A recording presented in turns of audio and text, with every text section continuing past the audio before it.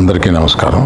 ఇప్పుడే హాస్పిటల్ ఐసీయూలో ఉన్న శ్రీతేజ్ ఐసీయూలో చూసి బయటికి వస్తున్నాను. డాక్టర్స్ అందరితోటి నేను మాట్లాడాను. అబ్బాయి రోజు రోజుకి రికవర్ అవుతున్నారు. లాస్ట్ 14 డేస్లోనూ పర్టికులర్ లాస్ట్ 10 డేస్లో రికవరీ కనపడుతుంది. బట్ చాలా టైం పట్టొచ్చు అని కూడా చెప్పారు.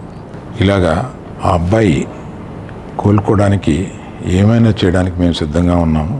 అది కాకుండా ప్రభుత్వం కూడా వచ్చి మేము దీన్ని తీసుకుంటాము,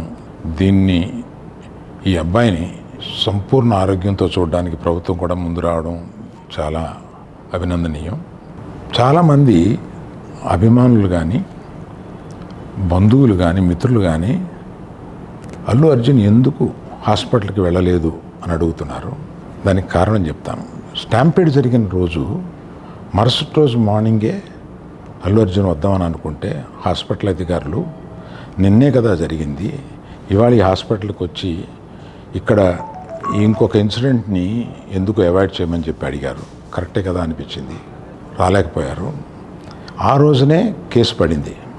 ఆ కేసులో పడిన తర్వాత మన legal team headed by Niranjan garu strongly advised Bunny should not go to the hospital at all or meet the parents ఇట్లా అని చెప్పి గట్టిగా చెప్పారు.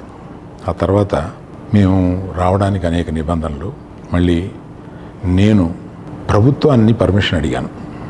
నేనన్నా కనీసం వెళ్ళి చూస్తే బాగుంటుంది అని. ఎందుకంటే ఓ రోజు బన్నీ బాధపడుతూ నేను చూడలేకపోయాను, నువ్వన్నా వెళ్ళి చూసిరా డాడీ అని అడిగాడు.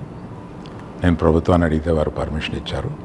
ఈ పర్మిషన్ నాకు ఇచ్చిన చీఫ్ మినిస్టర్ గౌరవనీయులు రేవంత్ రెడ్డి గారికి, పోలీస్ శాఖకి, మన హాస్పిటల్ అధికారులు, సిఇఓ గారు అభిమన్యు, మెడికల్ డైరెక్టర్ సంబిత్ గారు, వీరందరికీ, హాస్పిటల్ వర్గానికి అందరికీ నా కృతజ్ఞతలు తెలియజేస్తున్నాను.